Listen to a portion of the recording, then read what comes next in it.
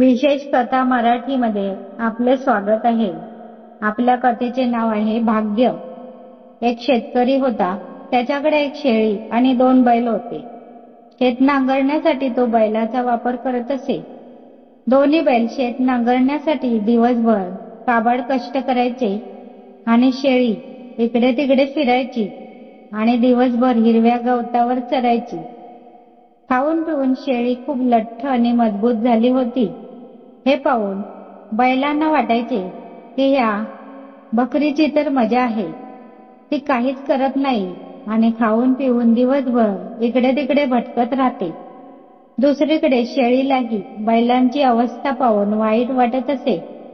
तिला वाईट वाटे की हे गरीब बैल दिवसभर नांगरणी करण्यात व्यस्त असतात आणि मालक त्यांच्याकडे पूर्ण लक्षही देत नाही। एके दिवशी दोन्ही बैल शेतात नांगरणी करत होते।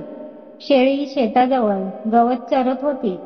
दोन्ही बैलांना शेत नांगरण्यासाठी खूप कष्ट करावे लागत होते। दोघेही धापा टाकत होते।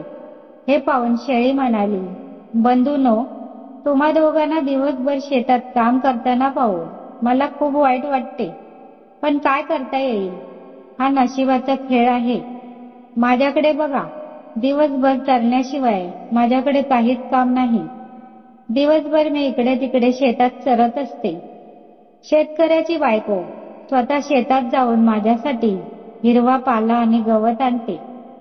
तुम्हा दोघांनाही माझा हेवा वाटत असेल।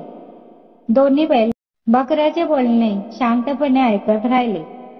सायंकाळी शेतात काम करून ते परत आले असता शेतकऱ्याची पत्नी एका कसाईकडून पैसे घेऊन बकरा कसायाला विकत असल्याचे त्यांना दिसले। दोन्ही बैलांचे डोळे भरून आले। गरीब बिचारे काय करू शकत होते।